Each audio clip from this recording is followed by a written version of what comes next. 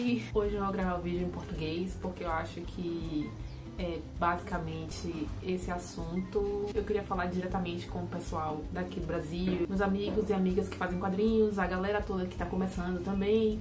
Enfim, eu queria falar com a galera que faz quadrinhos aqui no Brasil. Hoje eu vou falar um pouco sobre quadrinhos autobiográficos. Ô, Pudim!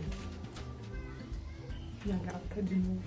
Eu tinha muito medo do tema ficar muito repetitivo e de eu começar a chatear as pessoas, sei lá, algo assim.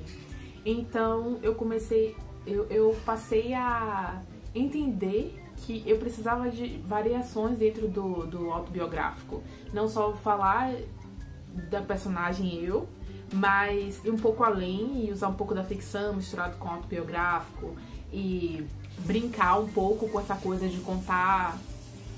Léo? Eu acho que Pudim vai ter que sair daqui. Ela tá, tipo... Eu aprendi que eu devia fazer variações do que eu considero autobiográfico.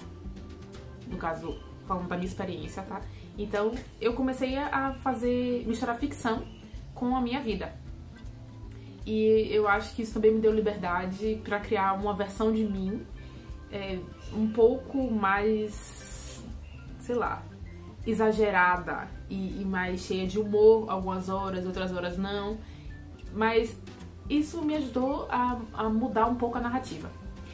Hoje eu trouxe aqui alguns exemplos de quadrinhos autobiográficos. Com eles eu vou dar 3 dicas pra você que tá começando a fazer quadrinho autobiográfico e não sabe muito bem como é que você vai criar a personagem, porque você tem que lembrar que é uma personagem, é você, mas também é uma personagem. E como você faz pra dar continuidade a isso sem esgotar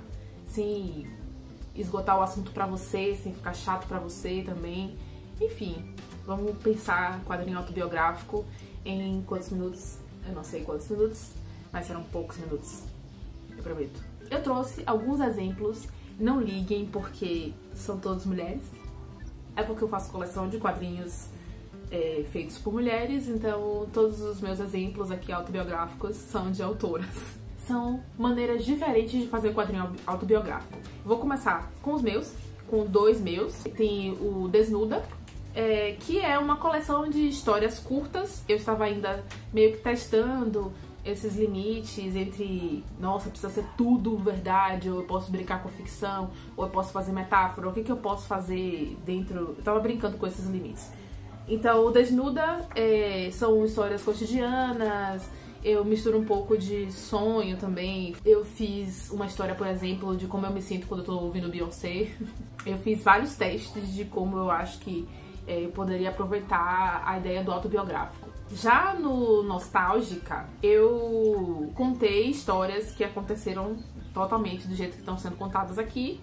E são 4 histórias de quando eu era criança. Normalmente cada tipo de público responde ao fanzine de uma maneira diferente. Eu durante algum tempo trabalhei com coisas que aconteceram 90% daquele jeito que eu desenhei ali. Mas eu percebi que ficava muito chato porque eu queria explorar a narrativa como se ela fosse um filme. Então, a primeira dica que eu dou pra vocês é que não é preciso que tudo seja colocado assim. Você tem uma história pra fazer, como eu tô fazendo no livro de 38 dias. Você não precisa contar tudo o que aconteceu.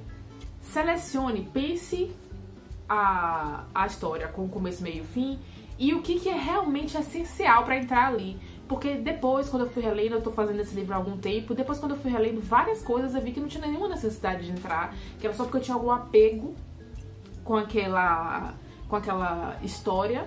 E eu nem precisava, na verdade, fazer tudo linear, é uma opção minha, mas eu não precisava fazer tudo linear, eu não precisava nem fazer de um jeito tradicional de quadrinhos, né?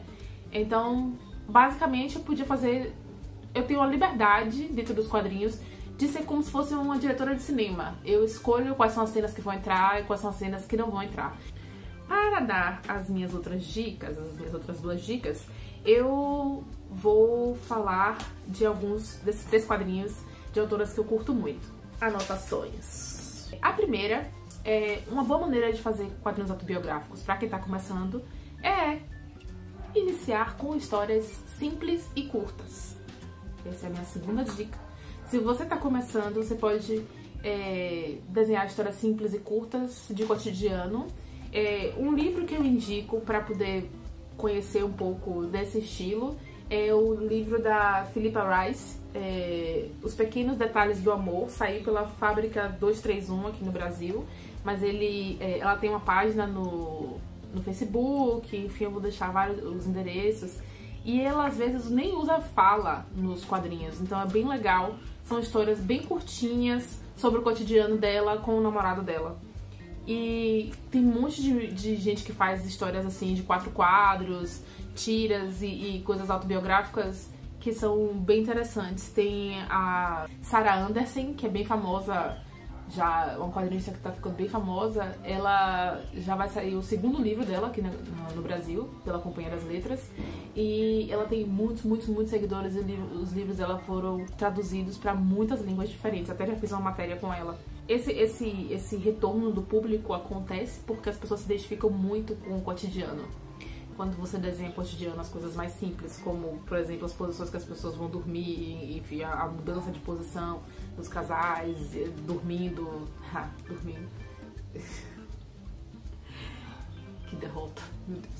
As diferentes coisas cotidianas geram identificação no público. Uma coisa que eu tento agora evitar, como eu já falei até no livro anterior, ou no vídeo anterior, não precisa necessariamente ser histórias tristes. A gente faz se a gente quiser histórias tristes, mas eu vejo que muitas vezes eu e vários outros quadrinistas ficam presos na narrativa triste, né?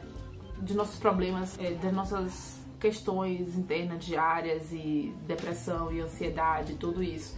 E a gente fica numa espiral muito louca de eu tô me sentindo mal, eu vou desenhar, e aí gera uma identificação, aquele sentimento, e aí eu meio que fico puxando de mim mais coisas com as quais eu tô em conflito para que eu consiga gerar mais identificação. Você não precisa fazer isso, a menos que você queira muito, mas vou te dizer, assim, por experiência própria, que com o passar dos anos fica bastante cansativo, mentalmente cansativo também fazer isso. Então eu comecei a testar fazer quadrinhos sobre outras coisas, como eu já falei nos outros vídeos. O SOP, Os Pequenos Detalhes do Amor, não sei se pronuncia SOP, não sei. É um bom exemplo de como você pode fazer quadrinhos cotidianos sobre qualquer coisa do seu dia a dia. Não só os momentos que você fica triste, mas todos os outros momentos também são muito válidos. É bom pra gente descansar mentalmente também, porque quando você desenha só sobre as coisas que te fazem sofrer, você entra num ciclo de experiência própria. Tem os outros tipos de quadrinhos autobiográficos, que normalmente dão muitos livros, e livros bem incríveis, que você tem início, meio e fim, que demoram muito tempo pra fazer. Um exemplo que eu tenho aqui é a Uli Lust. Hoje é o último dia do resto da sua vida, que ela provavelmente teve um trabalho de pesquisa brutal, assim, porque conta a história dela viajando da Áustria pra Sicília na década de 80, elas eram meio punks, e todas as implicações dessa viagem, porque não foi uma viagem, elas não tinham nenhum dinheiro e elas precisavam, elas fizeram essa viagem sem nenhum dinheiro, pegando carona, andando. Então todas as implicações de você estar no início da década de 80, sendo duas mulheres, foram muitos processos traumáticos que ela decidiu transformar em quadrinho, assim. É um quadrinho incrível, que eu recomendo muito, muito. É um exercício muito maravilhoso pra gente, na hora que a gente vai pensar em como contar uma história. A minha terceira dica pra você, que vem a partir desse livro aqui, é que quadrinhos autobiográficos vão expor a gente bastante. Então, não tenha medo da exposição. Porque se você quer fazer quadrinhos autobiográficos, vai lidar com pessoas preocupadas com você, a partir do que você escrever, vai lidar com as reações das pessoas, as pessoas que vão compartilhar coisas delas pessoais com você porque elas se identificam, as pessoas que vão perguntar se você quer ajuda, as pessoas que vão discordar, as pessoas que vão concordar, enfim, a exposição, porque você, afinal de contas, quanto mais fundo você mergulha na sua própria história e você tá contando essa história para outras pessoas, mais as pessoas vão se identificar ou questionar, enfim, ou se sentir muito íntimas de você. Isso vai acontecer. Você vai criar uma relação de amizade um pouco diferente, uma relação de amizade um pouco 2017. Então, esteja preparado para isso. E também, bombas, São João. E também, eu acho isso incrível.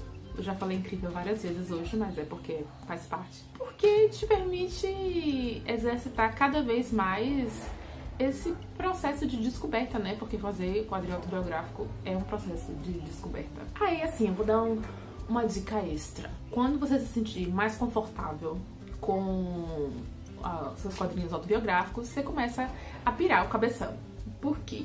Eu criei um alter ego, sei lá como é que eu posso chamar, que é uma versão muito piorada da minha pessoa, porque eu comecei a pensar se todos os meus defeitos fossem potencializados, como esta pessoa seria. Essa é uma variação que eu falei, né, da história autobiográfica que mistura com a ficção. E também tem outras variações.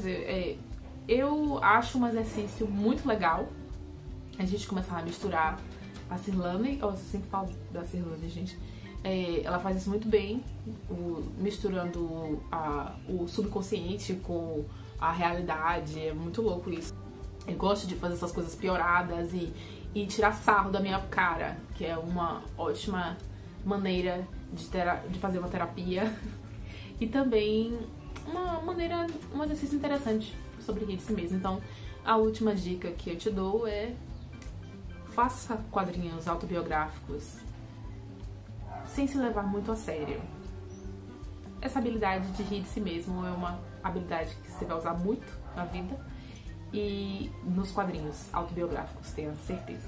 Eu vou colocar os quadrinhos que eu falei aqui na descrição e a gente se vê na semana que vem. Se você gostou deste vídeo e se você quiser também mais vídeos em português, por favor, me avise.